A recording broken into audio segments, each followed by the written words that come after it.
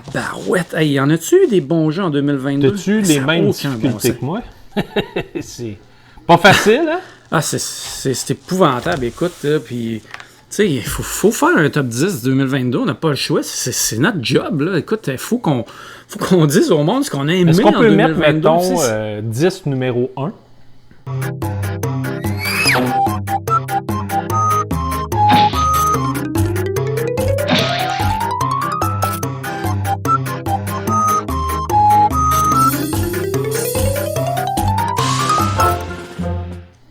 Hey, sais-tu quoi? J'y ai pensé, mais moi, c'était comme... J'avais un numéro 1, 2, 3, puis après ça, tous des numéros 4, mais j'en avais comme 22. Ouais, hein? Fait que là... Ouais, moi aussi, c'était après... Non, j'ai 1, 2, 3, je dirais, assez facile, mais après, j'avais de la misère, fait que je les ai toutes mis sur la même ligne. Mais là, après ça, dans quel ordre t'es dit? Oh! Ah, c'est ça, c'est épouvantable. Écoute, il y en a plusieurs qui vont pouvoir se chevaucher ou changer, en fait, de position. C'est interchangeable, mais ça a été vraiment... Pour vrai, le 2022, pour moi, ça a été une super belle année de jeux. Il y a eu vraiment des bons titres. J'ai joué à des super jeux qui m'ont fait triper cette année. Puis, je suis certain que je vais regarder ma liste, puis après, je vais revoir d'autres jeux. Ah! J'aurais dû le mettre. Ah oui! Oui. Parce qu'il y a des jeux qu'on n'a pas joués. Je veux dire quelque chose... Oui, il y a même des jeux de 2022 que je sais que j'ai pas joué, puis je sais que je vais triper. Je vais donner un titre, un exemple. Ça va être ma première mention du top 10 des jeux de 2022. Ah, oui, c'est Great Western Trail Argentina. Écoute, Great Western Trail, c'est déjà à la base un de mes jeux. Ouais, Great Western Trail, c'est un de mes jeux préférés à vie. Tu sais, un jour, on va faire notre top 10 à vie, là. Il risque d'être là, là. Tu sais quoi, moi, en plus, je l'annonce tout de suite, je triche dans mon top 10. Ah, en plus, oui, je triche. Tabarouette. Fait qu'il y en a qui vont dire « Ouais, mais là, ça, c'est pas nécessairement 2022. » Ben, tu sais quoi? Je m'en... C'est notre top 2022. C'est nous autres qui fait ce qu'on veut avec. Exactement. Mais c'est ça, Great Western Trail Argentina, j'ai pas eu la chance encore d'y jouer. Je l'ai, on l'a reçu, tout ça, mais on a tellement de jeux à essayer que c'est dur de tout essayer à temps. Mais écoute, c'est probablement un jeu qui aurait fait la liste. Là, il sera pas, mais on en parle quand même. Fait que Steve, je te propose de rouler l'intro, puis après ça, on part ça avec nos mentions, puis après ça, on part ça de 10 à 1, notre top 10 des meilleurs jeux de 2022. J'ai hâte! Hey, je suis excité! Cette vidéo est une présentation de La Revanche, la boutique officielle des Deux Pions.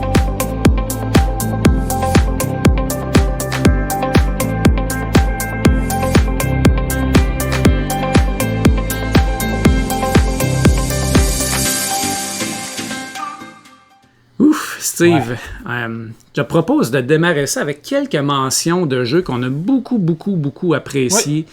Mais à un moment donné, il faut faire un choix. Puis on a juste 10 places. Donc, il y a certains qui ne feront pas la coupure pour une raison ou pour une autre. Des fois, c'est parce qu'on n'a pas assez joué. La première impression était moins hot que les autres. Peu importe. Mais il faut trancher. Il faut trancher. Fait qu'à un moment donné, il y en a qui ils se rapprochent, mais qu'est-ce que tu veux? Ils sont des mentions. Puis comme tu disais, des fois 10, 11, 12, 8, 9, c'est dur. Là. Mais vas-y donc tout de suite avec au moins une belle petite mention. Ça a été une de mes belles découvertes récentes.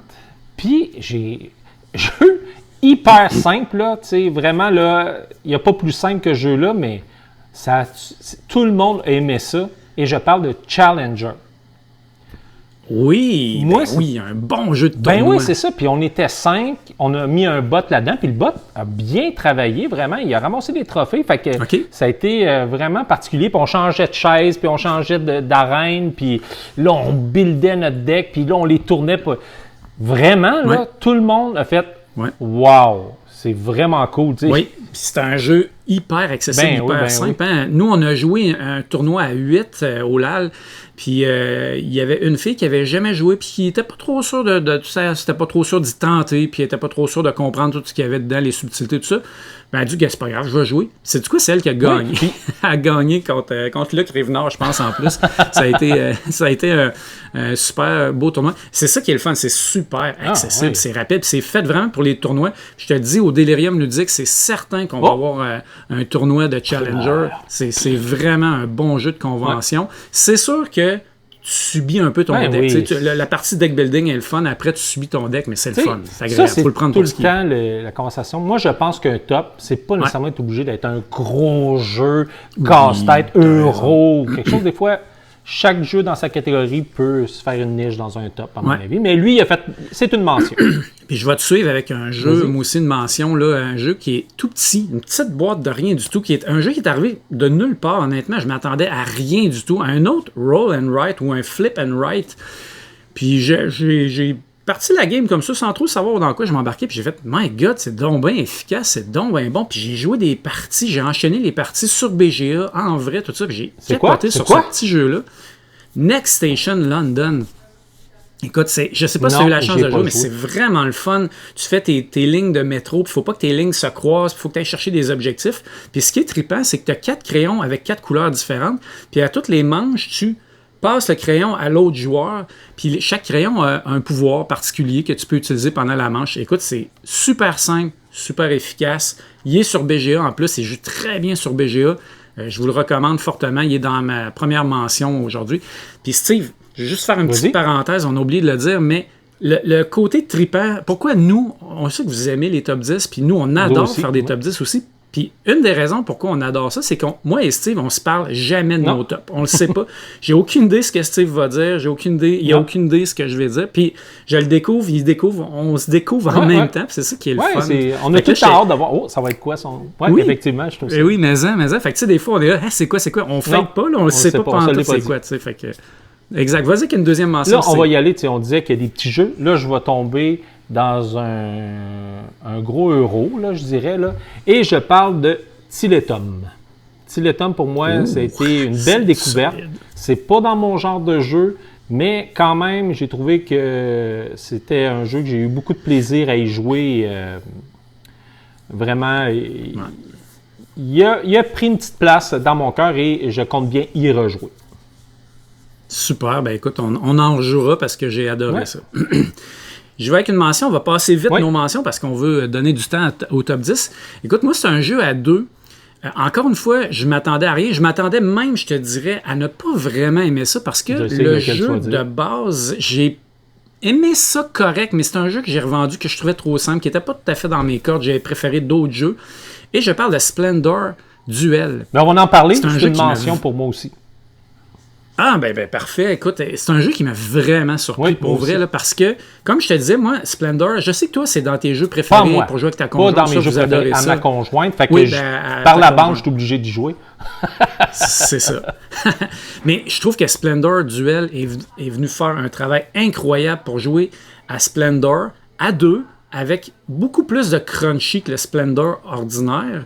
Fait que moi, là, ça a été comme une excellente découverte. J'ai fait comme, wow, là, ils sont allés chercher ce que j'aurais voulu qu'il y ait dans Splendor de base. Fait que pour moi, c'est une belle mention. Ouais, ça a rajouté du crunchy dans la game, tu sais, vraiment. Puis moi, je pense qu'un des points que j'ai bien aimé, c'est les différentes tracks de scoring. Tu sais, non, là, c'est plus juste 20 points. Il faut que tu surveilles parce que la personne peut avoir ramassé, mettons, 10 points dans une track.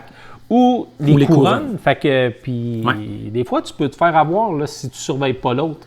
Fait que ça, c'est une petite partie. Je suis obligé, Steve, encore une fois, de lever mon chapeau bien haut à Bruno Catala, qui, à chaque fois qu'il s'embarque dans un jeu duel, évidemment, il n'est pas tout seul, il est avec quelqu'un toujours, cette fois-ci avec Marc-André, mais à chaque fois, il réussit à aller chercher ce qu'il faut pour mettre juste assez d'ingrédients dans sa formule pour que ce soit parfait. C'est vraiment un auteur incroyable. Good. Vas-y avec une autre mention, mon aussi. Ben moi, ça va être ma dernière mention. Et je reviens encore dans un petit jeu familial. Et je parle du jeu It. It, pour moi, est une mention. Oh là, Steve, là, tu viens de me faire comme j'ai oublié d'en parler, Esprit. Mais oui, t'as tellement raison. It, jeu, là, vraiment, où ce que pas de lever, mais on peut utiliser cette collection. Push your luck. Puis ramasser des points.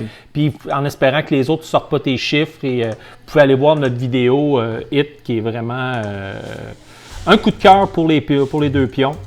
On a bien aimé ça. C'est une mention. Il n'est pas dans mon top 10, mais beaucoup aimé le jeu It. Mais Steve, je sais pourquoi j'en ai pas parlé, parce que c'est un jeu de 2021 théoriquement. Mais on y a joué au Delirium Ludique. On l'a découvert au Delirium Ludique cette année, en 2022. Puis ça a été le buzz incroyable. Puis je te dirais, pendant la période des fêtes de cette année, décembre 2022, ça a été aussi le buzz la version incroyable. Française vient de sortir. Ouais, exactement. J'ai dit que je tricherais et je maintiens mes choix. T'as tenu parole, T'es un vrai tricheur. Fait que moi, je vais y aller. On avait chacun 4 mentions. Là, on a un petit crossover avec Splendor Duel. Fait qu'il me reste 2 mentions. Je vais y aller avec First Rat, qui a été une belle découverte. Un jeu que tu as joué avant moi. Tu me dis, hey Jeff, faut que tu essayes ça, First Rat. C'est vraiment le fun. C'est super simple, mais c'est capoté comme jeu. Puis il y a plein d'options. Puis c'est rapide, tout ça. Puis écoute, j'ai vraiment aimé ça. Il est tout juste sur le bord. J'ai beaucoup hésité à le mettre en 10e place. Finalement, j'ai mis un autre jeu en 10e place, mais je veux le mentionner parce que, c'est un jeu avec une mécanique différente. C'est une mécanique assez rare qu'on aime, une mécanique de mouvement, où ce que tu déplaces des choses sur des tracks, sur des pistes, puis tu vas chercher des ressources, des bonus, des choses comme ça. Puis c'est une course. Une course, c'est le premier qui réussit à amener 4 rats dans la fusée pour aller dans l'espace, ou qui réussit à placer 8 cubes de score sur les différentes pistes de score qu'il y a. Puis c'est un jeu qui joue, écoute, à 4 joueurs, 50, 60 minutes maximum. C'est très rapide, puis c'est tendu, c'est le fun. Il y a beaucoup de décisions quand tu peux bouger un rat ou plusieurs rats, mais il faut qu'ils tombent tous sur des cases à la même couleur. Écoute, c'est vraiment le fun. J'ai adoré ça. Et le côté artistique de jeu-là est très beau aussi. Oui, vraiment. Beau dessin humoristique. Puis même dans le thème, dans les descriptions, tout ça, c'est très drôle. Là. Donc, c'est une de mes mentions. Et ma dernière mention, c'est une mention bien spéciale parce que cette mention-là aussi, j'aurais aimé ça, mettre ce jeu-là dans mon top 10. Mais c'est un jeu particulier, vraiment particulier, qui fait que c'est un jeu que je vais jouer probablement toujours en solo. J'ai joué à plusieurs. Tu vas parler aussi. L'aspect compétitif ne m'a pas nécessairement enchanté dans le sens où c'est pas ce qui me faisait triper dans le jeu. Moi, c'était plus régler le puzzle. Et là, vous aurez probablement compris que je parle de Turing Machine.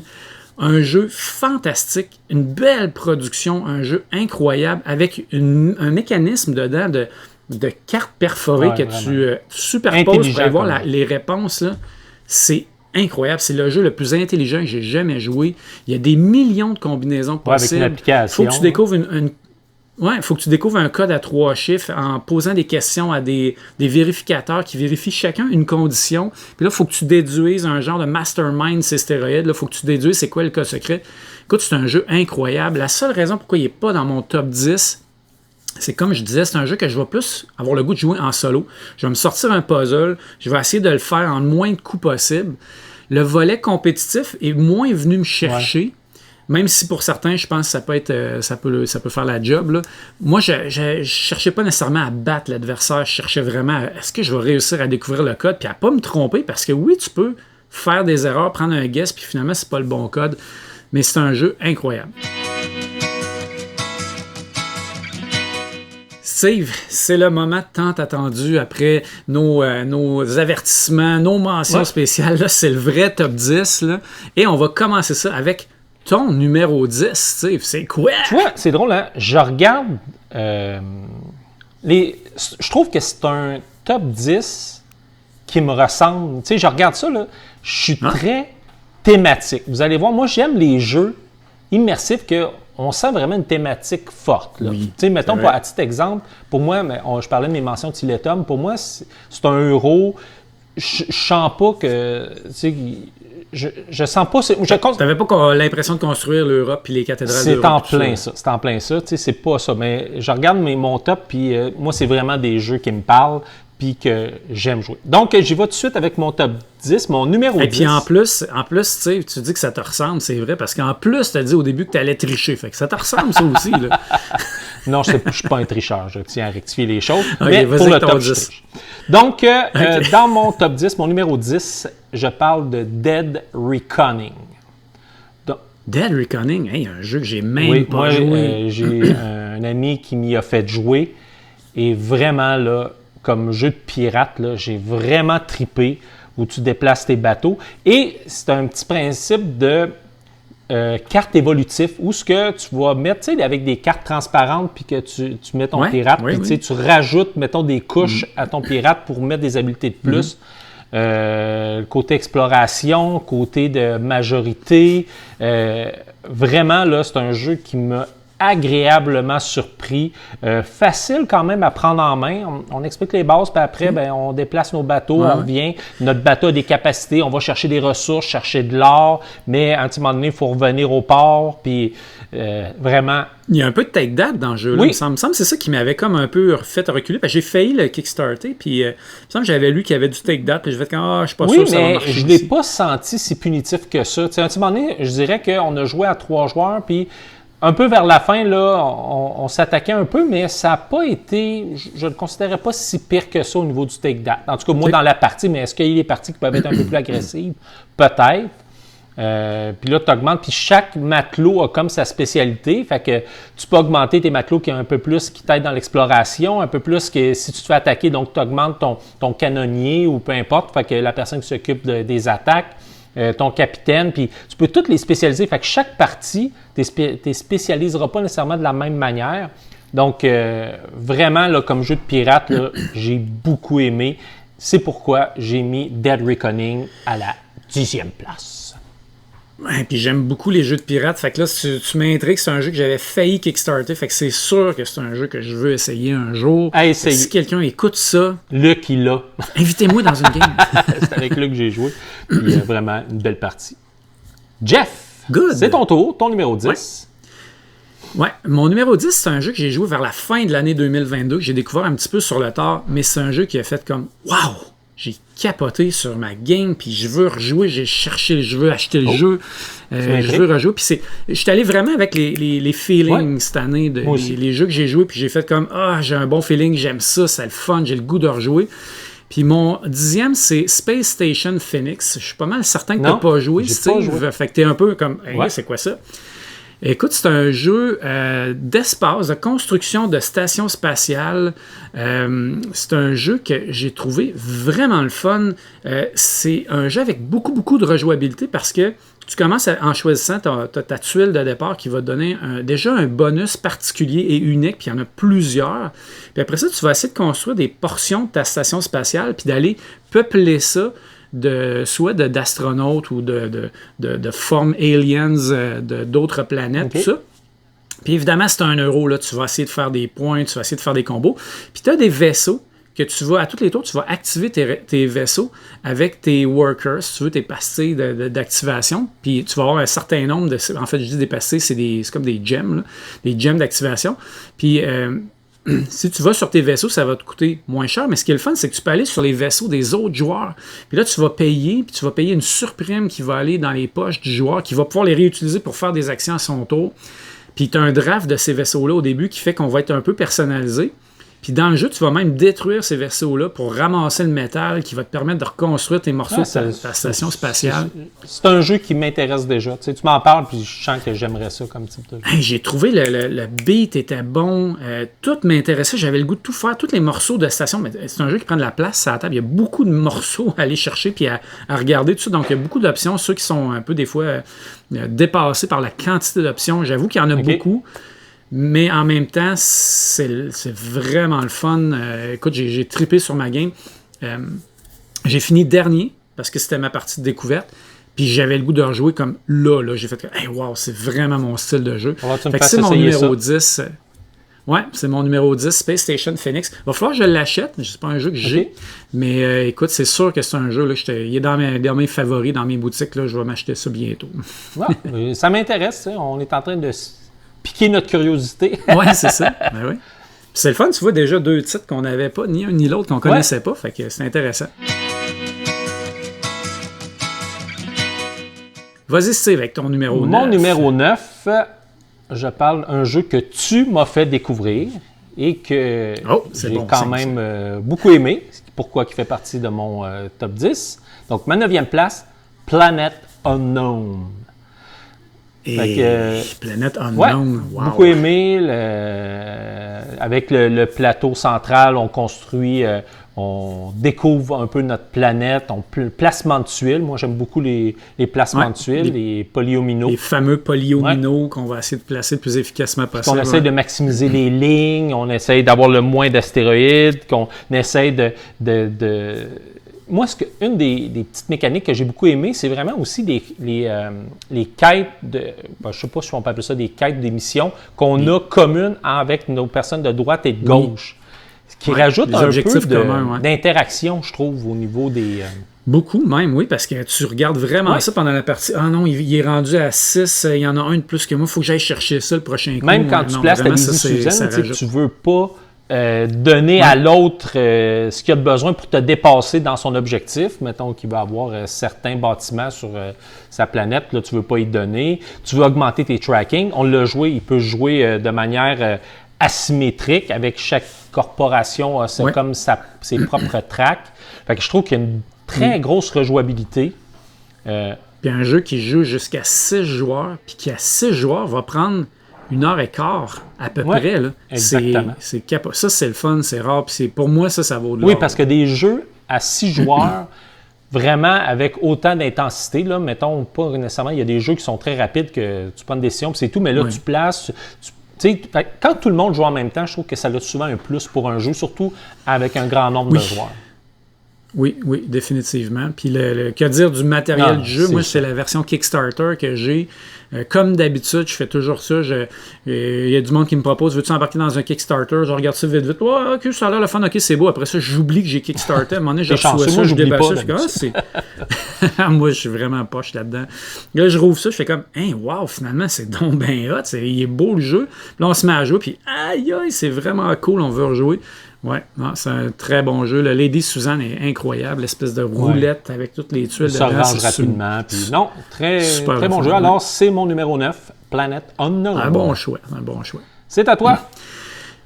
Oui, Steve, mon numéro 9, c'est un jeu qu'on n'a pas l'occasion de jouer encore. Je pense pas qu'il est arrivé encore en boutique ici. C'est un jeu que j'ai joué au LAL, Lac Aleppo Ludique, cette année, qui est une convention où on se réunit puis on peut jouer à des jeux qui arrivent directement des scènes avant beaucoup de monde. Souvent, ça va prendre un an avant qu'on voit ces jeux-là, mais c'est un jeu qui me fait triper et je sais, Steve, que quand tu vas y jouer, tu vas adorer ça aussi parce que au niveau thématique, c'était vraiment bien. Même si c'est un euro, même si c'est un espèce de jeu style sandbox, bac à sable un petit peu, je parle de Planet B, qui est un jeu de corporation du futur avec des politiciens un petit peu corrompus sur les bords, dans lequel on va avoir, entre autres, une des mécaniques qui m'a vraiment fait triper, c'est la mécanique d'élection. Donc, on va jouer, puis au fil des tours, on va aller soit acheter des votes ou obtenir des votes de façon correcte ou pas, peu importe. Puis on va mettre ça dans un sac, puis à un moment donné, il y a une traque d'élection qui va avancer. Puis quand on va arriver au bout, il va y avoir une élection. Fait que là, chacun de notre tour, les joueurs vont piocher 3 tuiles, 3 votes dans le sac. Puis si c'est des votes de leur couleur, ça va compter comme un vote pour eux autres. Mais si c'est des votes des couleurs des autres joueurs, ça va enlever des votes à ces joueurs-là. Okay. Puis là, on va faire ça comme ça jusqu'à ce qu'il n'y ait plus une tuile dans le sac. Fait que plus tu as placé de tuiles, plus tu as des chances que ce soit bon pour toi. Mais en même temps, ça peut être les autres qui piochent tes tuiles. Puis celui qui a le plus de votes va devenir président, puis là, ainsi de suite, jusqu'à je pense que c'est lama, puis un autre animal. Là, il y a comme 2 animaux là, un peu emblématiques du jeu. J'ai oublié le dernier, c'est un panda ou un truc de même. Puis, c'est vrai, cette mécanique-là là, est vraiment le fun, pour vrai. Puis je me souviens qu'au dernier tour, il y avait un joueur qui avait tous ses votes dans le sac pratiquement. J'en avais quand même pas mal, mais pas toutes. Puis j'avais réussi à devenir président sur sa dernière élection parce que moi, j'avais des habiletés, des pouvoirs qui me permettaient de piger beaucoup plus de tuiles que les autres. Fait que ça me permettait d'éliminer les votes en même temps puis d'obtenir les nids. Puis en plus de ça, tu as toute la sélection d'actions qui est vraiment le fun au centre, où ce que tu as comme 3 ou 4 pistes, je sais pas, c'est 3 pistes où tu peux aller choisir de faire ces actions-là. Puis ils sont différentes, ça bouge, ça change à toutes les manches. On a joué une partie à 4, c'est un peu long comme jeu, mais c'est le fun. Puis les illustrations, la boîte me disait rien, honnêtement, là, mais les illustrations dans le jeu, c'est super drôle. Il y a comme des affaires de nouvelles avec des manifestations, des choses. C'est vraiment funny. Là. Tu regardes ça, tu veux tout voir les images. Un peu cartoonish, je pense, mais réaliste, mettons, un peu. Ouais, genre cartoon c'est ça, exactement. Ouais, mais très drôle. Les gens qui ont fait ça avaient beaucoup d'humour. Puis ça joue beaucoup sur la corruption là, des élus. Fait que non, j'ai vraiment eu un bon feeling quand j'ai joué à ce jeu-là. J'ai vraiment hâte d'y rejouer. C'est certain que c'est un jeu qu'on va jouer. Est-ce qu'il joue bien à deux? Je te le garantis. Je ne l'ai pas essayé à 2, c'est une bonne question. À mon avis, ça doit être un peu moins intéressant. À mon avis, le sweet spot, c'est 3-4, 3 ou 4. À cause des élections, parce que les élections, c'est ça qui est le fun. Mais à 4, préparez-vous une partie d'au moins 2 heures. Mais j'ai vraiment aimé ça. J'ai pas trouvé que ça a été long, ma partie. C'est bon signe. Mon numéro 8, donc on change encore de thématique. Et un jeu que j'ai quand même découvert assez récemment, mais très immersif. Et là, on s'en va dans la course automobile et je parle de Heat. Heat, pour moi, très belle découverte. Je suis en pleine campagne en ce moment, donc on upgrade notre auto, on cultive nos points pour pouvoir être champion. Donc, j'aime ça, le principe des cartes. Tu contrôles un peu ta chance, mais des fois, ça arrive que tu es moins chanceux selon les cartes que tu as pigées. Mais juste les petits upgrades personnalisés que tu as, que les autres n'ont pas, je trouve que c'est la petite touche que j'aime de ce jeu-là, avec ton principe de deck et ton principe de polluer ton deck avec tes hits. Mais tes hits, tu en as besoin, fait que tu veux les repiger pour les remettre dans le fond pour pouvoir les réutiliser. Fait que manager la chaleur de ton véhicule, le moteur, vraiment, moi, c'est un jeu que j'ai beaucoup de plaisir à y jouer. Puis je sens qu'il va y avoir des extensions qui vont s'en venir. Donc pour moi, oui, exactement, c'est en plein ça, c'est pour ça que je dis ça. Donc pour moi, Heat, il mérite amplement sa 8e place. Amplement. On en reparlera peut-être. Oh, spoiler! OK, moi, mon numéro 8, Steve, c'est un jeu, encore une fois, que tu n'auras pas joué. C'est un jeu que j'ai essayé encore une fois au LAL. C'était une belle découverte, le LAL. Ça a été un magnifique LAL cette année. Beaucoup de belles découvertes. D'ailleurs, on a une vidéo sur ça que j'ai faite. Tu n'étais pas là, malheureusement. J'aurais aimé ça que tu viennes, mais j'ai découvert beaucoup de bons jeux. Pour aller voir la vidéo que j'ai faite là-dessus pour parler des 14 nouveautés que j'avais jouées à ce moment-là. Et celui-là, c'est un jeu d'un autre maître auteur de jeu, Uwe Rosenberg, allemand cette fois-ci. Et je parle de son tout dernier, Atiwa, un jeu, comme je disais dans ma vidéo, ça a fait rire du monde, de chauves-souris qui font du caca pour faire pousser des arbres. Donc, c'est un jeu d'écosystème. T'es quelque part, je pense, en Afrique, puis il y a des chauves-souris à fruits, qu'ils appellent, des fruit bats, qui vont aller manger des fruits dans les arbres la nuit, puis ils vont faire des petits caca un peu partout, puis là, ça va faire repousser des arbres. Puis là, tu as des animaux, puis tu as des humains aussi. Le but, c'est de faire, il y a plusieurs tracks de score, évidemment, c'est un Rosenberg, il y a beaucoup de façons de faire de points, mais une des tracks principales où on peut faire vraiment beaucoup de points, c'est des tentes d'humains ou des villages d'humains. Puis ces villages-là, ils vont avoir tendance à polluer. Fait qu'il faut que tu leur apprennes un peu à... Faire attention. Tu vois ici la conscience là, sociale. Faire attention aux fruit bats. Même éventuellement, tu peux avoir des maisons entraînées qui vont avoir des chauves-souris dans leur maison. Fait que ça va te permettre de les accueillir dans la maison puis de les renvoyer après ça faire leur travail écologique, d'écosystème parfait. Donc, c'est un jeu que j'ai trouvé qu'il y avait une super belle synergie entre toutes les actions, puis l'espèce d'écosystème justement que tu crées. Tu peux faire des arbres, des animaux, des chauves-souris, des humains, mais il faut que tout ça soit balancé pour que ça te donne suffisamment de ressources pour pouvoir monter tes tracks sans que ça devienne, par exemple, que tu fasses de la pollution. Parce que quand tu fais de la pollution, ça vient briser tes terres, puis là, ça vient t'enlever des espaces pour stocker des choses qui vont te donner des points. Fait qu'il faut vraiment que tu gères tes trucs parfaitement. Écoute, c'est un jeu, au LAL, il a tourné beaucoup, puis tout le monde a aimé ça. Un jeu de Rosenberg que j'ai trouvé qui allait un petit peu ailleurs. Tu reconnais un peu Rosenberg, mais il n'y a pas 1 million de cartes à lire dans le jeu. Là. Tout est là, tu vois tout sur les boards. Ça. J'ai trouvé ça vraiment le fun. J'ai extrêmement hâte d'y rejouer. Puis tout le monde aimait ça là-bas aussi. Ça a été unanime. Donc, Atiwa de Uwe Rosenberg, un jeu qu'on va aussi avoir dans notre collection, c'est certain, Steve. Puis c'est un jeu que je pense que tu vas apprécier. Oui, c'est mon genre de jeu. Belle simplicité. Pas trop complexe, là. Pas trop... Tu sais, les jeux de Rosenberg, souvent, là, tu souffles le martyr. Il faut que tu nourrisses tout le monde, puis là, tu t'arraches la tête. Lui, il y a juste tu sais, il est plus accessible, je dirais. Puis il y a juste une belle dose de souffrance, le fun, intéressante. Puis ça tourne très vite. On a joué à 4, là, puis ça tournait super rapidement entre les tours. Il n'y a pas trop d'attente. Fait que non, j'ai vraiment aimé Atiwa. Bien hâte d'y rejouer. Steve, ton numéro 7, Lucky 7. Donc, mon numéro 7, un jeu que j'ai aimé jouer à plusieurs joueurs, à 4. J'ai aimé jouer à 2 avec ma conjointe. Et encore là, très thématique, et je parle de Northgard.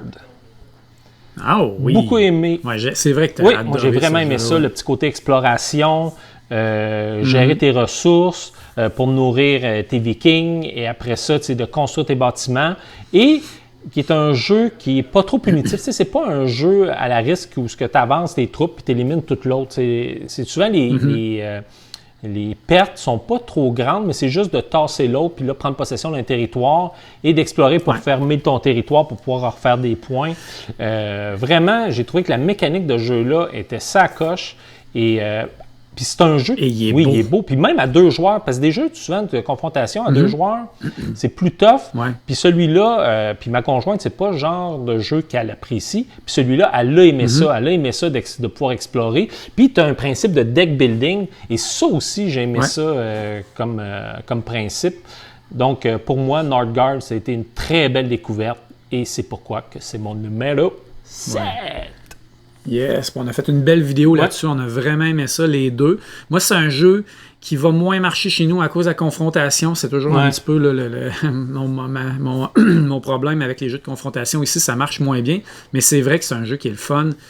Quand tu joues avec la bonne gang qui tient pas trop rigueur de si tu me rentres dedans ou si un joueur se fait prendre un peu en sandwich. Même quand j'ai joué avec un groupe... Tu peux avoir une game difficile, on s'entend. Là, tu peux avoir une partie difficile si tu as 2-3 joueurs tu joues avec les monstres, dedans, là, tu as les monstres qui t'empêche d'explorer, c'est cette partie-là.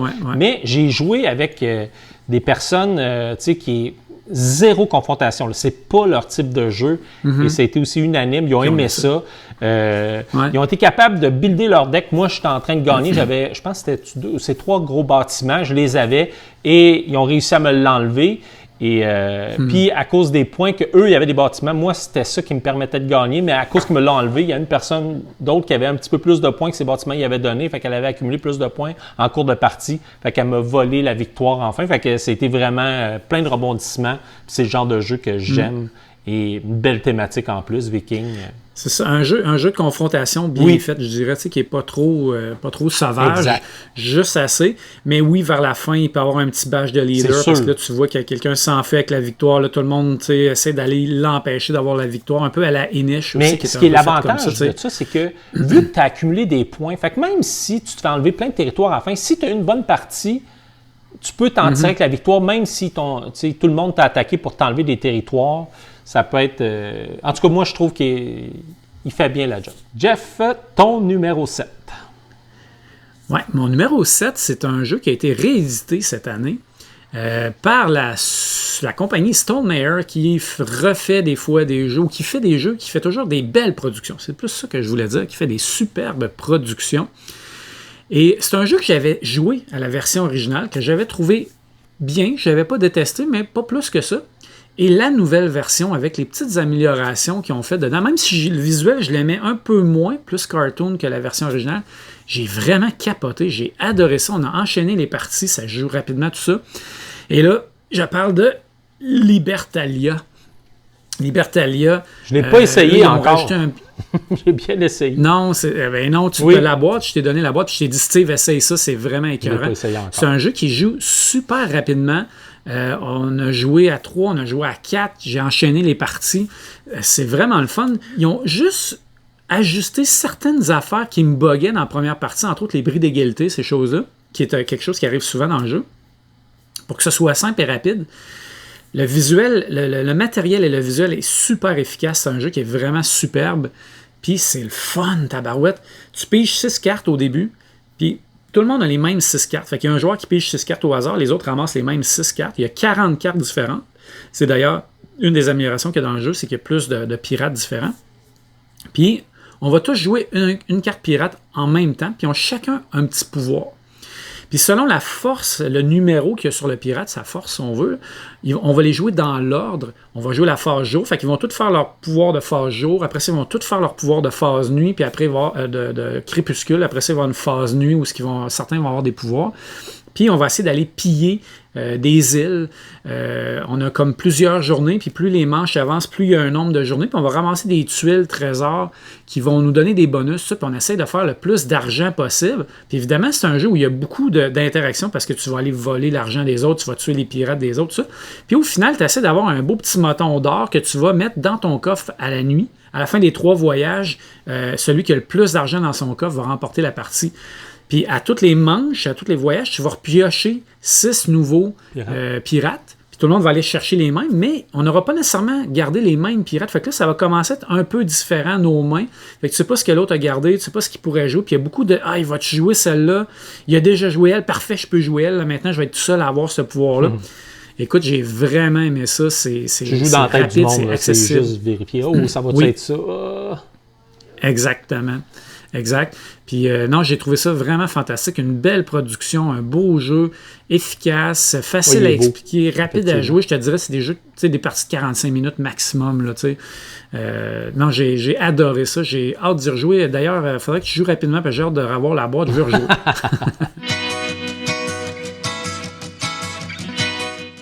Fait que Steve, on est rendu au 6e. Au 6e, belle découverte. Un jeu que j'ai acheté sans y avoir joué, mais juste par la thématique, ça m'intéressait. Puis j'ai pas été déçu. Et je parle de Merchant of the Dark Road. Ah oui, il y a un autre jeu que tu m'as dit que tu me ferais essayer. Oui, puis j'ai acheté la version de luxe, fait que vraiment avec les beaux jetons. Donc on est un marchand. On se déplace pour aller chercher des objets que la reine veut livrer ou je pense que c'est la reine qui te demande d'aller livrer certains objets dans des villes.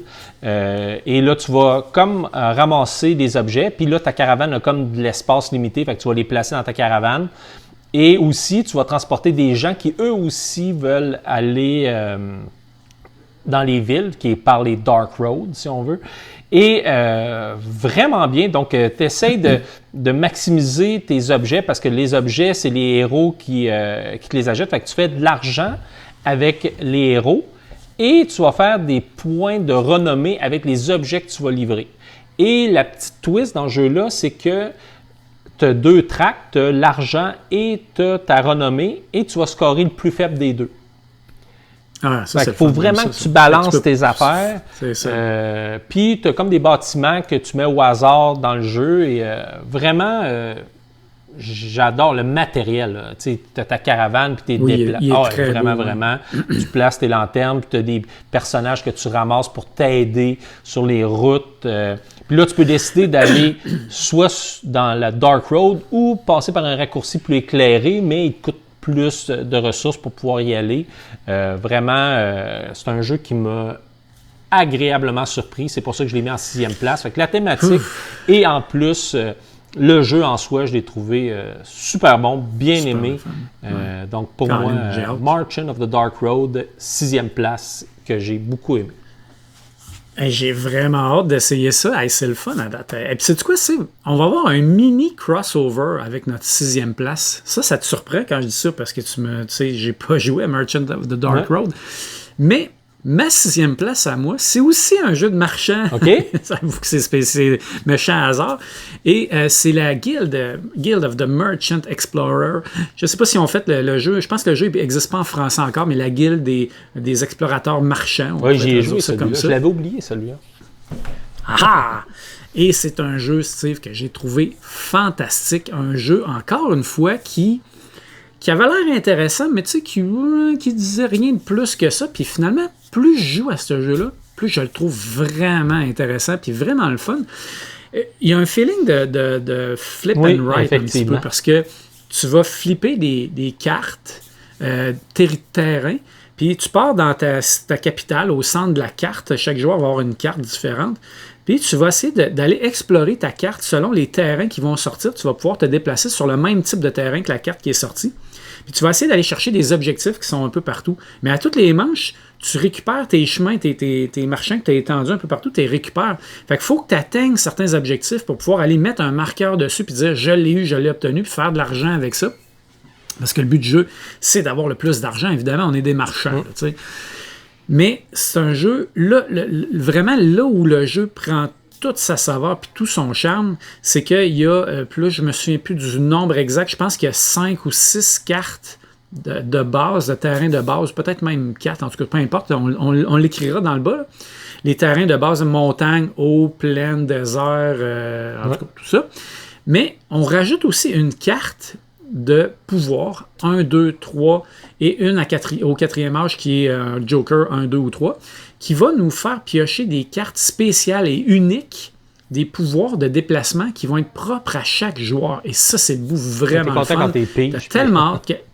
Oui, t'as hâte que la carte sorte, puis là, t'as un gros paquet avec plein de pouvoirs, tu brasses ça, t'en distribues à tout le monde, t'en as 2, tu choisis celle qui te tente d'un 2, puis t'as comme un espèce de pouvoir de déplacement OP, là, vraiment super fort par rapport à tout le reste, puis ça va personnaliser vraiment ta façon de te déplacer sur le board, puis d'aller chercher les bonus. Puis c'est un jeu qui est, encore une fois, qui est rapide, très accessible, puis qui est le fun à jouer, là. À toutes les games, t'as le goût de rejouer pour avoir un trio de pouvoirs différents qui va te faire vraiment explorer la map de façon différente. Puis, Steve, je pense que tu as joué, tu m'as dit que tu as joué. Oui. Et tu peux pas faire la même chose à chaque fois. Les joueurs peuvent pas faire la même chose non plus parce que la map est très, très grande. Puis, il faut que tu prennes des décisions. Tu vas à l'ouest, tu vas à l'est, tu vas au sud, mais tu peux pas tout faire. C'est impossible de tout faire, fait que tu as des choix à faire. Puis, tu sais, des fois, quand tu es à un cube de te rendre à un point, là, tu sais, puis là, tu pognes pas la carte qu'il te fallait, puis là, tu es obligé de tout enlever ça, puis de recommencer pour essayer de te rendre. C'est vraiment le fun. Bon choix. Un jeu qui m'a surpris, que j'ai aimé, puis que j'adore rejouer, un des jeux que j'ai joué beaucoup cette année. Fait que je l'ai placé en 6e place, et je suis très fier de ça.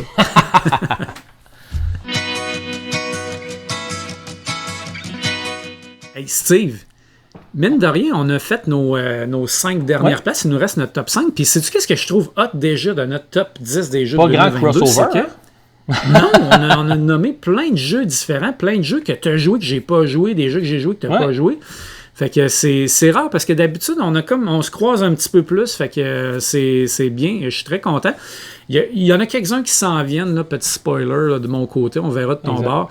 Mais écoute, c'est le fun à date. Fait que vas-y avec... on tombe dans le top 5. Vas-y avec ton 5e. Bon, mon 5e, ça a été une mention de ta part, mais moi, c'est une 5e place.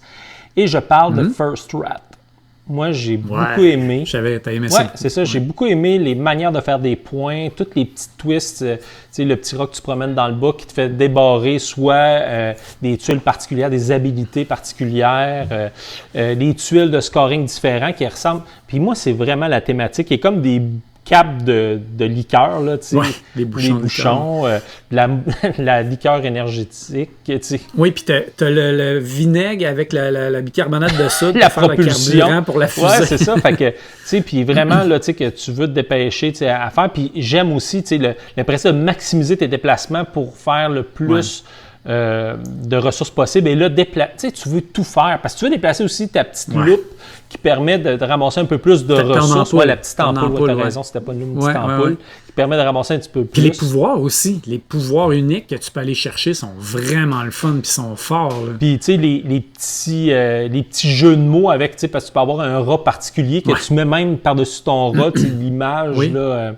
Fait que... Neil Ratstrom. Ouais, c'est ça. Des trucs de même. Fait que vraiment, beau jeu. Puis j'aime aussi le fait qu'il se joue rapidement. C'est le genre de jeu. Mettons, quand tu es un gros groupe et qu'un n'a pas terminé sa partie, ben, tu peux l'installer, puis il se joue rapidement, puis il est beau, puis je pense qu'il y a un beau créneau. Puis le piège dans lequel il ne faut pas tomber quand c'est votre première partie, si vous jouez avec quelqu'un qui a déjà joué, rappelez-vous que c'est une course. Fait que faut que tu ailles rapidement dans la fusée en haut aussi. Faut pas juste que tu t'attardes à ramasser du stock et revenir au début parce que sinon. C'est une course, c'est que dans le fond, la partie se termine à partir du moment que tu as placé, la personne qui a placé son dernier jeton déclenche la fin de partie. ou 4A dans l'espace, 4A dans la fusée. C'est les deux façons. Fait que, oui, tu te dépêches, mais tu négliges pas aussi les morceaux de fusée parce que ça fait énormément de points. Des fois, il y a les fromages aussi qu'il y en a, mais je trouve que la fusée, ceux qui en ont construit beaucoup de morceaux, souvent vont avoir un bon edge là, au niveau de la victoire, mais vraiment bien comme jeu. Agréablement surpris. C'est pour ça, moi, que je l'ai mis en 5e place. Jeff, toi, ton numéro 5? Ben, on va y aller, Steve, avec un deuxième crossover. Eh oui, et c'est Planet Unknown. On en a parlé un petit peu tantôt. Un jeu que j'ai kickstarté, que j'ai oublié que j'avais kickstarté, que j'ai reçu à un moment donné, puis j'ai ouvert la boîte, j'ai fait « Oh my God, c'est donc bien beau », que j'ai joué à 4, 5, 6 joueurs, puis j'ai fait comme « Wow, c'est fantastique ». Tu viens, je l'ai amené au Jab, puis on a joué. Ça a été un des jeux 2 ou 3 games certains, là. Ça a été vraiment le fun, puis le côté... un côté asymétrique, parce que tu peux avoir... J'adore le côté symétrique parce que ça va faire une game rapide, tu peux aider tout le monde. Ça, c'est vraiment super. C'est encore un côté... Je me demande si c'est pas le côté que j'aime le plus, mais tu as le côté asymétrique qui va faire des affaires complètement flyées avec ta corporation pour monter tes tracks de score. Les planètes différentes, puis là, tu peux aller chercher beaucoup de difficultés là-dedans. Moi, à un moment donné, j'ai pogné une espèce de fromage gruyère avec plein de trous dedans. C'était dégueulasse. Un dur moment. Qui a passé un mauvais quart d'heure. C'était difficile de placer un morceau dedans. Ça a été super tough. Puis ce qui est le fun, c'est que tu as comme des météorites sur chacune des planètes puis des factions, des corporations. Puis là, tu peux dire, mettons, on va jouer une partie à 4 météorites, mettons 4 ou 5. Fait que là, tout le monde s'arrange pour avoir un combo de 4 ou 5. Fait que tu vas avoir à peu près toute la même difficulté de partie. Fait que ça va s'équilibrer un petit peu. C'est un jeu que le matériel est incroyable. Juste en partant avec le Lazy Susan, qui est une espèce de plateau tournant, un plateau de service, on dirait pour crudité, là, qui tourne, que tu vas placer au début de la manche, puis tu vas aller choisir une des 2 tuiles qu'il y a devant toi pour aller mettre là. C'est simple, ça s'explique rapidement, mais tu en as parlé tantôt, les objectifs communs qu'on a chacun à côté de nous, ça vient rajouter une couche. Les technologies que tu débloques qui vont vraiment te donner des boosts, des edges, qui vont personnaliser tes affaires, ta corporation. C'est un jeu vraiment là qu'il y a tout pour se faire aimer. Oui, exactement. Il mérite amplement sa place dans un top 10. C'est un jeu qui mérite d'être dans une collection, entre autres pour le fait qu'il joue à 6 joueurs en 1 heure, 1 heure et quart. C'est incroyable. Là. Ça vaut le coup. Moi, j'ai adoré ce jeu-là, puis je suis partant pour jouer n'importe quand. Save, 4e. Garoche-nous ça. Donc, pour... Là, essaie de me faire deviner. Là. Je suis tout OK, ben vas-y, essaie de deviner. Que pourrait être ma 4e? Je sais pas, donne-moi des indices. Zou. Ben là, je le sais déjà. Un indice facile. Hein? Donc, pour moi, ma 4e place, c'est Ark Nova. Ben là, Steve, c'est un jeu de 2021. Oui, c'est juste pour parler que les Chinois et les Allemands ont pu jouer en 2021. Comment juste pour parler les autres YouTubers. Pour ça. Ouais, c'est ça. Écoute, c'est un jeu que il n'y a aucune personne qui parle en anglais ou en français qui a pu jouer en 2022 parce que il est apparu seulement dans ces langues-là avec le 2e, 3e, 4e print en 2022. Fait que nous, on a décidé... C'est notre méthode. Yeah. Donc, pour moi, Ark Nova, c'était une belle découverte. C'est un jeu que j'appréhendais énormément, qu'on m'a fait jouer. Et je m'étais dit, il faut que je l'essaie. J'ai comme pas le choix. Il y a une chaîne, tu peux... T'avais pas le goût, je me suis dit. Ah non, ben il m'intimidait. Là. Je voyais, les tables étaient pleines, c'était immense. Il y avait du stock. Je me disais, mon Dieu. Puis, le monde le compare toujours à Terraforming Mars, qui est un jeu que moi, j'ai pas vraiment trippé. Mais j'ai dit, je vais lui donner sa chance. Et vraiment... T'as bien fait. Oui, exactement. J'ai bien fait parce que j'ai aimé sa simplicité. Tu joues avec tes cartes. Fait que tu as le temps de les apprendre, de savoir, le positionnement de tes cartes va déterminer la force de la carte que tu vas activer.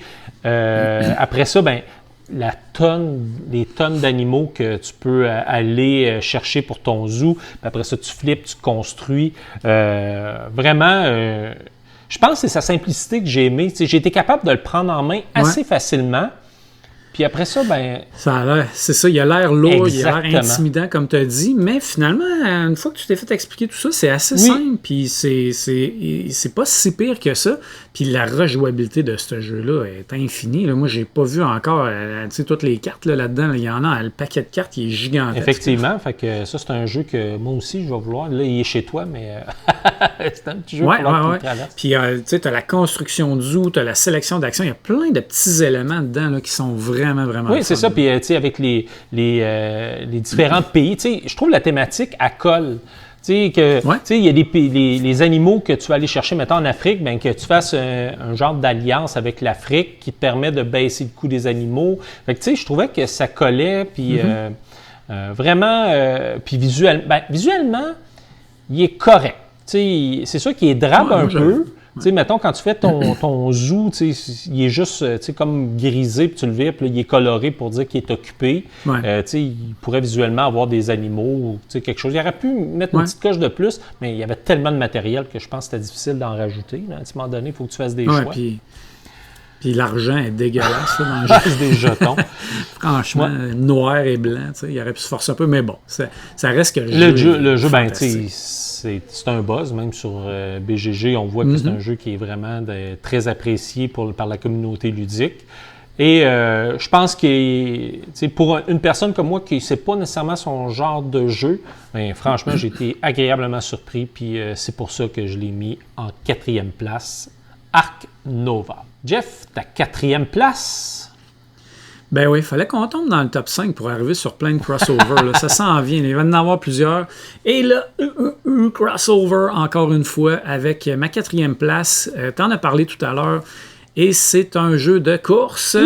Oui, Heat. Écoute, Heat, c'est un jeu fantastique, encore une fois. Un jeu simple, un jeu avec plein d'interactions, un jeu qui joue à 6 très très bien, un jeu qui a une rejouabilité infinie avec les cartes qui vont personnaliser ton deck, avec le championnat qui va venir encore une fois personnaliser ton deck.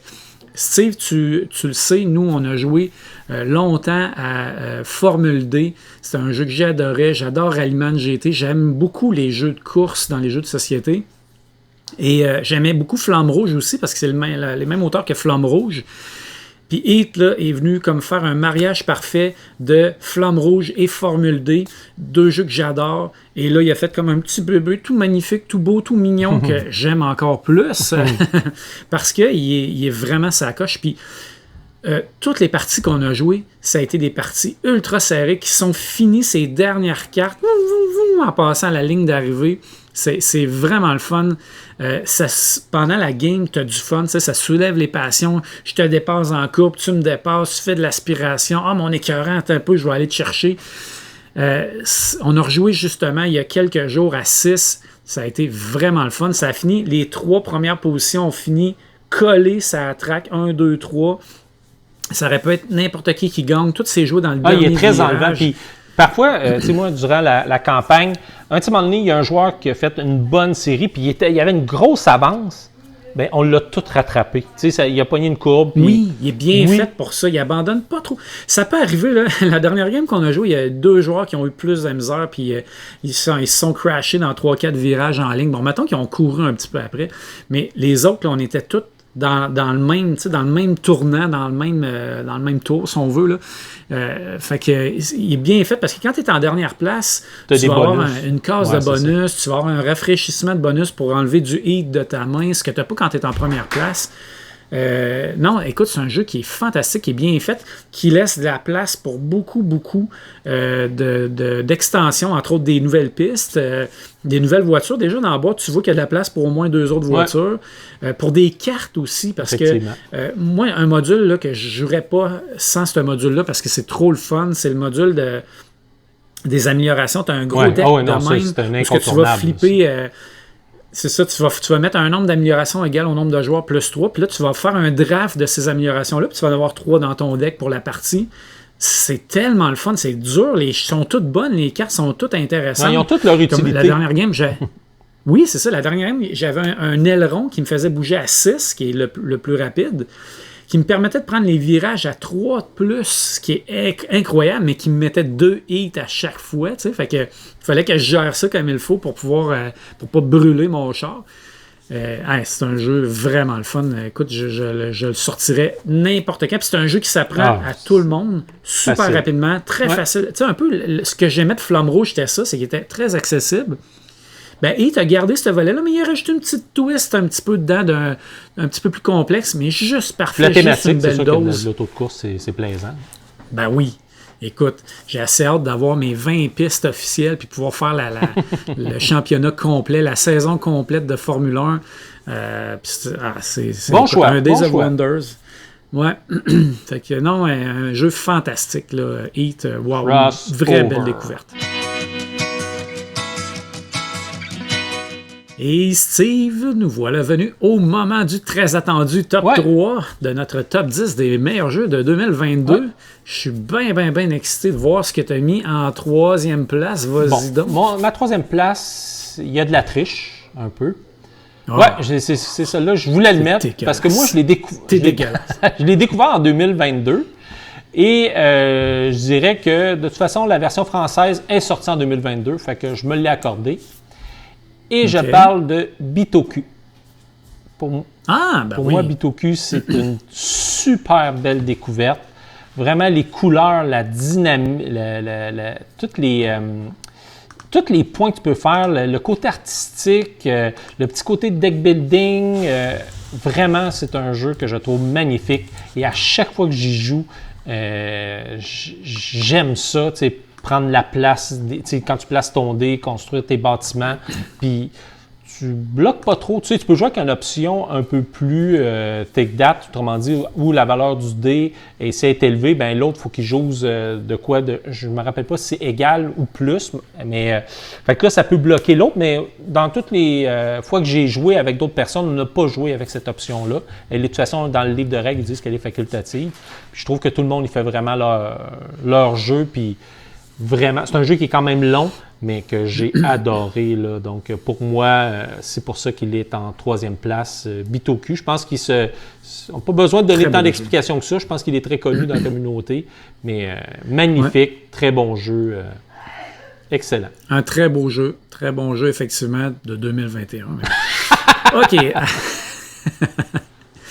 Alors, mon 3e est un crossover, Steve. Je crois qu'il était dans tes mentions seulement. Oui. Et moi, il est 3e. Je sais déjà quel jeu. Parce que je savais quand je l'ai dit dans mes mentions qu'il serait assez haut dans tes. Est-ce qu'on parle de cathédrale ici? Ouais, on parle de cathédrale, de marchand, d'Europe et compagnie. Ouais. On parle de Tiletum, ou comme j'aime l'appeler des fois, Titotum. C'est ça. C'est parce qu'on s'amusait avec la gang avec qui je jouais à y donner toutes sortes de noms. Je ne dirais pas les autres noms qu'on a donnés, mais je suis sûr que la personne qui va écouter la vidéo va se reconnaître, puis je suis certain qu'il va l'écrire, écrire tous les noms, comment il l'a baptisé. Mais Tiletum, qui est un autre jeu de la famille d'été à la Teotihuacan, etc. Des jeux que j'aime généralement beaucoup. J'adore Teotihuacan. J'avais été un petit peu moins enchanté par Tabanusi. J'avais hâte de découvrir Tiletum et j'ai pas été déçu. J'ai vraiment aimé Tiletum. 1€ pur, là. Écoute, très beige. Même si les jetons sur la carte, je trouve que ça fait pas lettre. Les pions de bois en couleur, ça fait beau. Mais c'est un jeu qui est extrêmement beige, là. Par contre, c'est un jeu dans lequel, ce que j'ai aimé, là, c'est vraiment la génération de combos que tu vas faire. J'ai adoré ça. C'est vraiment mon style. Tu vas avoir un tour un petit peu plus tranquille, puis à un moment donné, tu vas arriver à un tour parce que là, tu vas enchaîner, tac, tac, tac, je fais ça, je vais chercher ça. Ça me donne les jetons que tu vas chercher, là, ou les... Ben, c'est ça. Pour rien qu'ils ont mis ça, c'est parce que tu peux tellement faire d'affaires dans un tour qu'ils ont mis un compteur d'action principale. Fait que, si, mettons, tu as 4 actions principales, tu vas avoir 4 petits jetons, puis tu vas les dépenser à chaque fois que tu en fais une, mais pendant que entre 2 actions, tu peux te mettre à faire 2-3 actions que tu as débloquées avec tes bonus. Écoute, c'est incroyable. Puis j'adore le draft. C'est un draft de dés. On roule des dés au départ selon le nombre de joueurs, puis on les place autour d'une rondelle qui va tourner. Puis, c'est ça qui va déterminer nos 6 actions possibles dans le jeu. En fait, c'est 5 actions puis un joker. Puis quand tu vas choisir un dé, le chiffre du dé, ça va être la quantité de ressources que tu vas recevoir. Il y a plusieurs plus couleurs, il y a de ressources, moins l'action est forte. C'est vraiment bien balancé, ça. Exactement. Fait que si tu prends un 6, tu as 6 nourritures, par exemple, mais tu vas faire une seule action. Mais si tu prends une pièce d'or, mais là, tu vas avoir 6 actions à faire. C'est vraiment le fun comme casse-tête où si tu fais comme « Ah, je veux beaucoup d'actions, j'ai besoin de beaucoup de ressources, qu'est-ce que je prends? » Les actions sont toutes le fun. Ouais. Construire sa maison sont toutes avec les personnages. Elles sont toutes importantes.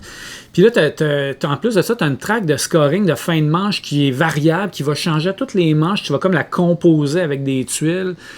Écoute, ce jeu-là a plein de couches de stratégie puis de combos. C'est un jeu qui est rejouable encore. Un jeu que j'ai vraiment beaucoup aimé, que j'ai encore hâte de rejouer. Un jeu que j'ai encore de la misère à maîtriser. J'ai pas réussi à gagner encore. J'ai fini 2e puis 3e.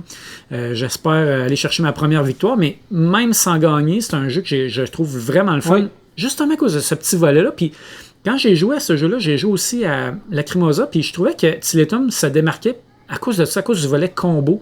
Puis c'est super satisfaisant. Puis même si tu gagnes pas la game, tu vas avoir une coupe de tours là, vraiment satisfaisant, vraiment le fun, qui fait que tu vas avoir apprécié ta partie pareil. Tu sais. Ouais. Fait que c'était mon 3e. Hey, top 3 des meilleurs jeux qu'on a aimés en 2022. Fait que là, c'est, on est rendu au numéro 2. Il reste 1 puis 2. Fait que vas-y, c'est quoi ton 2? Mon 2, un jeu aussi que j'ai acheté sans y avoir essayé. T'as-tu une petite idée? T'as pris des chances, non? T'as pris des chances? Oui, j'ai pris des chances. Des fois, non. Mais tu me donnes pas des gros indices à date. Soit tu me donnes tout l'indice total ou tu me donnes rien. Il y a un lapin blanc avec une montre. Ben oui, c'est ça. À chaque fois que tu me donnes un indice, tu me donnes toute la réponse. Donc, ma deuxième place, c'est Wonderland's War. Vraiment un autre jeu que j'ai pas joué encore. Backbuilding. Il faut que tu me fasses essayer. Ah oui, vraiment. Puis ça, c'est vraiment les deux phases où tu déplaces ton personnage d'Alice alentour de la table où on prend le thé. Et là, on construit un peu notre backbuilding, notre bague. Et après ça, on aime les backbuilding. Et après, on va s'affronter dans tous des territoires pour aller chercher la majorité et gagner pour installer son château. Et après ça, en plus, tu as ton personnage que tu fais évoluer, que tu débloques des habilités. Fait que c'est vraiment un jeu asymétrique. Vraiment, c'est un autre jeu que, même si tu perds, c'est le fun de le construire. Puis effectivement, aussi, tu as des bons moments où tu sors les bons jetons. Et j'ai joué contre des personnes qui étaient malchanceux. C'est un backbuilding où tu sors au hasard des choses. Fait que ça l'arrive, mais quand même, c'est un jeu qu'à chaque fois que j'y ai joué, puis je dirais que plus j'y joue, plus je l'aime. Ma première partie, j'ai aimé ça. Ma deuxième, je l'ai rejoué, je l'avais amené justement au Jab, puis on y avait joué. Puis, non, c'était pas au Jab, c'était au Delirium. C'est pas vrai, c'était au Delirium parce que le Jab, c'était l'année passée. J'aurais joué, c'est ça. Excuse-moi, c'était au Delirium cette année. Puis, j'ai joué avec Jonathan, puis vraiment, je l'ai encore plus apprécié. Puis, j'ai essayé des nouveaux personnages. Puis, chaque personnage a vraiment leur petite habilité qui est vraiment très intéressant. Donc, pour moi... Moi, j'ai une histoire triste pour ce jeu-là. J'ai failli l'avoir avant toi, ce jeu-là. J'avais vu passer ça avant toi, Caroline, un jeu que je voulais, un jeu de Druid City qui fait toujours des beaux jeux, des beaux Kickstarter. Je l'avais kickstarté dans un groupe et malheureusement, il s'est passé quelque chose, on ne sait pas trop quoi, mais la personne a oublié de faire le pledge, donc on n'a jamais reçu le jeu. Fait que j'aurais eu la version Kickstarter. Moi, c'est celle que j'ai ramassée. En métal, à un moment donné, j'ai dit, tu sais, je voyais des posts puis les gens aimaient ça. Fait que j'ai dit, je vais essayer de le trouver. Puis pouf, un vendait sa boîte, là, même pas ouverte. Je l'ai payé le prix du Kickstarter. Je n'ai pas eu beaucoup d'économies. Mais je ne regrette pas. C'est ma deuxième place. Donc, puis j'ai toutes les figurines. Mais c'est sûr que les chips, moi j'ai la version avec les chips en plus en plastique plutôt qu'en carton, mais il est quand même beau. Là, si tu joues avec les personnages de carton colorés sur des genres de petits standees, là, c'est beau, mais moi j'ai la version où avec les figurines de plastique. Tu peinturé tes figurines? Non, il y en a trop. Là, Je suis dans autre chose, dans un autre projet au niveau de la peinture que je pourrais vous parler quand je vais parler de mon numéro 1. Ouais, ben écoute, je pense que je suis rendu à 3 ou 4 jeux là, que tu as acheté que j'ai pas essayé encore, qu'il va falloir que tu me fasses essayer. Fait qu'on est en train de se monter une petite soirée. Je pense que oui. Je pense vite que de même. Il va que tu viennes me rendre visite. Jeff, ton numéro 2? Mon numéro 2, c'est un jeu que tu n'as pas joué cette année, Steve, encore. Et pourtant, c'est un jeu fantastique. Je sais pas si c'est un jeu que tu vas aimer, par contre, parce que c'est un euro assez lourd, merci, assez incroyable. Je sais ce que tu vas dire, mais il ne tente pas. Il ne tente pas, hein? Non, je sais. Puis sais-tu quoi? Je vais te dire quelque chose. Je n'ai même pas parlé du jeu encore, mais ma blonde était pareil comme toi. Ça y tentait pas, ça y disait rien. En fait, ça l'écœurait un peu quand j'y en parlais. Puis on a joué, puis elle a aimé ça au bout. Ouais, okay.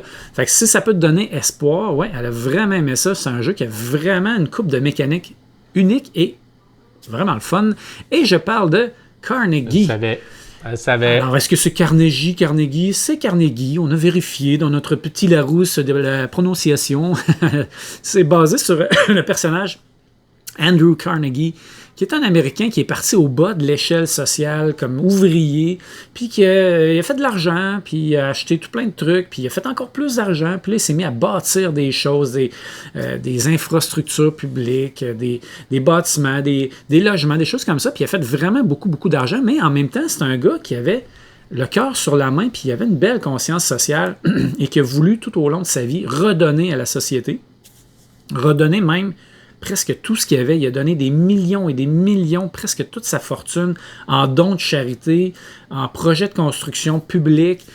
Puis c'est ça le thème du jeu, c'est que on va avoir une business, une entreprise, un bureau avec plusieurs... en fait, un building avec plusieurs bureaux dedans qui vont nous permettre de faire des actions. Et notre but, c'est de faire de l'argent, oui, mais c'est de redonner cet argent-là pour aller construire des choses et faire des dons. L'argent, à la fin de la partie, vaut rien, en fait. Tu veux investir cet argent-là pour vraiment aller chercher des points, investir ou donner, peu importe. Là. Et c'est un jeu qui a vraiment une mécanique très, très bien faite, mais la grosse difficulté du jeu, c'est comment bien enchaîner ses actions, comment bien placer ses ouvriers sur le jeu pour être au bon moment quand on va arriver avec une phase de score. C'est ça, tout le backbone du jeu, c'est là. Puis c'est ça la difficulté du jeu en même temps, puis c'est ce qui fait qu'il est considéré comme un euro assez lourd, c'est que c'est pas évident, ce bout-là, mais ce qui fait qu'il est le fun, même si tu as de la misère avec ce bout-là, c'est que tout le reste du jeu est super simple. Tu vas choisir un type d'action, tout le monde va activer ses travailleurs dans ces types de bureaux-là pour les envoyer sur la carte en mission ou pour faire de l'argent ou des marchandises que tu vas pouvoir réinvestir après. C'est très, très simple. Tu vas développer des tracks. D'ailleurs, le plateau de jeu est vraiment bien fait. Tu as 3 tracks qui rentrent dans le plateau, qui sont comme en glissière. Okay.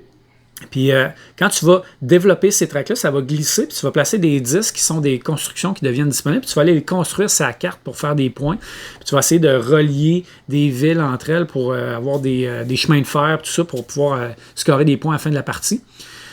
Mais écoute, c'est vraiment le fun, là, le choix des actions, où est-ce que tu vas construire, le timing d'aller faire de l'argent, puis tu souffres là, au début, tu essaies d'avoir de l'argent, tu essaies d'avoir des marchandises, c'est difficile, tu vas faire une couple de placements intéressants qui vont là te commencer à te rapporter, puis là après tu vas vraiment investir.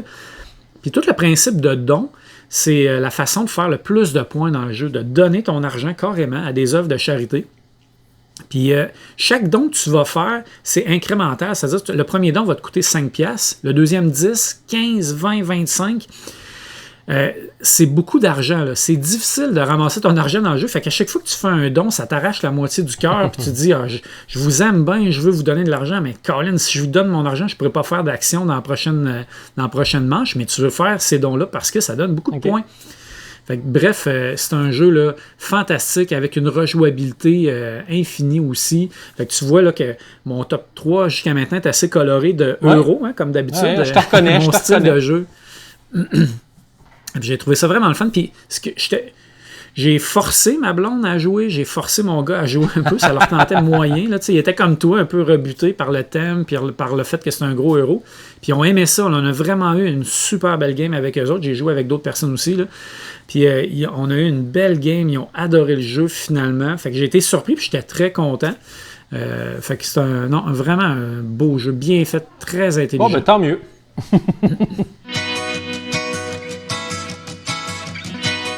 Roulement de tambour, Steve, on est rendu au numéro 1, notre jeu préféré de 2022. Oh, oui.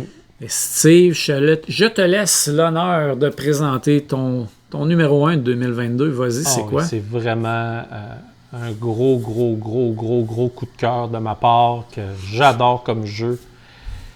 OK. Et la thématique écœurante. Ouais, mais encore. Alors, je parle ici de Return to Dark Tower. C'est vraiment un de mes jeux qui me colle dans mes goûts. J'ai une application. Il va chercher ma fibre de gamer, de joueur à son maximum. Vraiment, où est-ce que tu as ton héros. C'est un jeu coop. Je l'ai essayé même compétitif, mais j'ai aimé mieux coop parce qu'il peut jouer compétitif, où ce que là, c'est plus une course. Mais de manière coopérative, très difficile. Je dirais qu'avec l'extension, il n'est pas facile, mais j'aime ça. OK, je vais aller à telle place, je vais essayer d'enlever la corruption dans ma ville. Oh, mais il y a la quête qu'il faut aller faire. Oh, la quête, je l'ai réussi. Je vais avoir le héros qui va me suivre. Fait que là, tu as un personnage qui te suit puis qui t'ajoute une habilité. Puis là, tu le dis à l'application. Ce qui est trippant, c'est que des fois, ce héros-là va t'apporter des bonus en cours de partie, en plus il va donner plus d'attaque, mais il y a une petite habilité que l'application, sachant que tu l'as, va te donner des choses. La beauté, la tour. Puis quand tu me parlais de peinture, j'avais commencé à peinturer les créatures de Dark Tower. Puis j'ai kickstarté l'extension qui va sortir. Il rajoute des nouveaux héros puis des bâtiments spéciaux qu'on va pouvoir mettre là, qui sont plus gros, plus... là, j'ai pas tout lu. Celui-là, je le suis pas tant, mais étant un des effectivement, visuellement, c'est vraiment cool. Visuellement, c'est écœurant. La tour animée avec des sons qui tournent, qui dropent des crânes. C'est vraiment incroyable. Effectivement, tu vois, j'avais complètement oublié que j'avais joué avec ça. J'avais effectivement beaucoup aimé ce jeu-là aussi avec toi, coop. Tu sais, puis là, tu as des beaux objets. Puis on ne réussit jamais à passer tous les objets magiques. Puis les objets magiques te donnent des bons bonus. Puis là, chaque game est différent parce que tu vas avoir un boss que tu faut choisir un boss, un monstre de niveau 1, niveau 2, niveau 3. Fait que tu vas tout changer la dynamique parce que certains monstres vont plus s'attaquer à tes objets, d'autres vont s'attaquer à tes bâtiments. Fait qu'il faut que tu les protèges. Il faut que tu gères les monstres parce que faut pas qu'il y en ait trop sur le territoire. Tu as plein de choses à faire. Fait que, puis ton héros sont quand même puissants. Puis tu as un guerrier qui va être plus pour le combat. Tu en as un autre qui va être plus pour gérer la corruption. Tu as un autre qui est... C'est dur de choisir. Ils ont tous l'air le fun. Tu regardes ça, tu fais comme j'ai vu. Exactement. Fait que moi, là, comme joueur, côté plaisir, là, moi, je pense que c'est le jeu. Puis c'est une réédition, hein? Moi, j'ai joué quand j'étais jeune. Un peu à la Hero Quest, là. Il y avait une tour, là, vraiment, avec une petite roulette, avec des dessins de carton dessus, là, puis que, là, elle allumait, puis là, mettons, t'avais le dragon, puis là, t'avais comme ton board avec des petits trous, que tu déplaçais tes petits jetons, là, dans... J'avais joué. Fait qu'en plus de venir chercher ta fibre de joueur, c'était la nostalgie. Un élément nostalgique. Exactement. Il y avait tout pour toi. Vraiment. Je savais que j'aimerais ce jeu-là. Puis visuellement, c'est ça, il est super beau. La tour est magnifique. Puis vraiment, numéro 1, Return to Dark Tower. Jeff, roulement de tambour. Eh oui. Et mon numéro 1, ça va être peut-être sans surprise pour toi un crossover. Un jeu que tu as mentionné, que tu as mis dans ton top quand même en belle position, puis je suis surpris parce que c'est pas ton genre de jeu. Je me serais attendu à ce qu'il soit peut-être dans tes mentions ou peut-être que tu n'en parles pas du tout. Mais moi, c'est un jeu que j'ai vraiment beaucoup aimé. Et c'est un jeu de zoo. Ark Nova. Écoute, c'est un jeu que je trouve vraiment superbe. Un beau jeu, un gros jeu, un jeu avec une rejouabilité infinie, encore une fois, parce qu'il y a tellement de cartes, tellement d'options. Un jeu qu'il faut que tu t'adaptes. Le jeu, on ne repassera pas tout là, parce qu'on en a parlé tantôt, mais ce que j'ai vraiment adoré dans le jeu, c'est les 5 actions que tu peux faire avec la force de chacune des actions, où là, il faut que tu gères. Je veux faire celle-là, mais elle est en 3, puis je n'ai besoin qu'elle soit en 5, ou elle est en 2, j'ai besoin qu'elle soit en 4.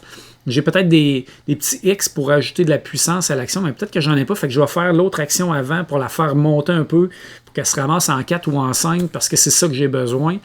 J'ai aimé le volet construction de zoo avec les tuiles, où tu as comme un petit peu de placement de tuiles. J'ai aimé le fait qu'il y a vraiment beaucoup de cartes, puis ça te donne plein d'options, plein de choses à découvrir dans le jeu à chaque fois que tu joues. J'ai aimé les 2 tracks que tu dois gérer qui vont se croiser. C'est pas facile, tu sais, tu as de la conservation, puis tu as des tickets, là, de l'entertainment, je me souviens plus le terme exact, là, l'attraction. Puis tu vas essayer de faire croiser les 2 le plus rapidement possible, mais c'est difficile de faire de la conservation, c'est plus tough, ça demande des fois. C'est rare un jeu que tu dis, bon, mais moi j'ai fini à moins 40 points. Si tu tombes en négatif. Alors, moins 40, tu as eu une game tough, là, mais oui. Mais tu tombes en négatif final, c'est dans ton score. Oui, c'est ça. Ah non, effectivement. Ça peut être, tu sais, des fois, ça peut fâcher, frustrer du monde de dire j'ai fini avec 3, là, tu sais. Mais il ne faut pas le voir comme ça, tu sais, il faut voir le plaisir de jouer. Par contre, pour moi, je dirais son point faible, c'est peut-être la longueur du jeu à 3-4 joueurs. C'est un jeu que je vais adorer à 2 joueurs, qui joue super bien, super rapidement à 2 joueurs. Tu peux faire une partie en 2 heures, 2 heures et demie, 2 heures et quart. Par contre, c'est sûr qu'à 3 ou 4 joueurs, ça peut être long, là. Surtout si tu tombes sur une personne qui a un petit peu de paralysie analytique. Ça peut être un peu long, mais c'est correct. Écoute, il faut savoir c'est quoi le public. C'est Heat, on parlait de Heat, le jeu de course tantôt. À 6 joueurs, c'est génial. 5-6 joueurs. À 2 joueurs, bon, il y a un j'ai peut-être pas pris le meilleur exemple là, parce que le bot est vraiment bien fait dans le jeu, mais Ark Nova, lui, va vraiment, quant à moi, être parfait à 2 joueurs. 3, c'est endurable encore, là, parce que j'ai joué à 3 aussi. Pour moi, je trouvais que c'était une durée raisonnable quand même, puis on était 3 joueurs qui jouaient rapidement. Mais, 4, c'est très... mais c'est ça. 4, ça peut être long. Ça peut être long, effectivement. Il y a une extension qui s'en vient. J'ai bien hâte de voir ça. Je pense que ça va être les créatures aquatiques. Donc... ça va être intéressant, mais on en a déjà parlé beaucoup. Là. C'est un jeu vraiment superbe. Oui, c'est un jeu qui a été édité en 2021 en Chine et en Allemagne, mais nous, on a vu ce jeu-là la première fois en 2022 et ça a été un gros coup de cœur. D'ailleurs, ça a été un coup de cœur. C'était vraiment unanime. Ça a été unanime au niveau mondial. C'est un jeu qui est tombé rapidement dans le top 5. Là, je pense qu'il est rendu 4e sur BGG. Avec plusieurs bonnes raisons. Puis en plus, c'était le premier jeu de cet auteur-là. Il a frappé dans le mille. Oui, un beau coup de circuit de sa part. Donc, c'était mon numéro 1, Ark Nova. Steve, ça fait le tour. C'est ce qui fait le tour de notre top 10 de nos jeux préférés de 2022. Effectivement. Avec quelques mentions honorables au passage. Écoute, ça a été vraiment super agréable. Mais ce qui est le fun, c'est vraiment, on a vraiment découvert des jeux. On s'est parlé de jeux qu'on n'a pas essayés mutuellement. Puis je dirais que c'est probablement notre top 10, là, depuis le temps qu'on en fait, là, le plus différent qu'on a eu là, depuis longtemps. On a vraiment été dans des tracks complètement différents. Tu as été beaucoup plus dans des jeux très thématiques, puis je suis allé très dans le gros euro. Mais c'est le fun, écoute, ça fait plein de jeux à découvrir. Exactement. On espère que vous avez apprécié ce que vous avez entendu aujourd'hui. Je pense que ça vous donne plein de bonnes idées de jeux à aller découvrir, c'est sûr et certain. Si vous avez aimé ça, s'il vous plaît, faites comme d'habitude. Faites un pouce en l'air et je vais dire abonnez-vous à la chaîne, mais surtout, n'oubliez pas qu'on a une page Facebook et un compte Instagram. Profitez-en pour venir vous abonner. On va publier beaucoup de nouvelles là-dessus, des photos de jeux qu'on a joués. On va vous donner déjà à l'avance des fois des appréciations des jeux qu'on va jouer, qu'on va mettre en vidéo prochainement. Donc, des belles photos. Instagram, les 2 pions. Facebook, les 2 pions. Cherchez ça, là, puis abonnez-vous. On veut vous avoir avec nous. Laissez-nous des commentaires. Laissez-nous votre top 2022. Je serais curieux de savoir c'est quoi. Est-ce que vous êtes plus du type Jeff, plus Euro, ou plus du type Steve, qui est plus, comment on pourrait dire, plus thématique et plus d'ambiance? Ouais. Ameritrash, quasiment, on va le dire comme ça. Pas tant, un petit peu, là, mais euro thématisé. Oui, exactement. Donc, sur ça, ciao! Hey, salut tout le monde!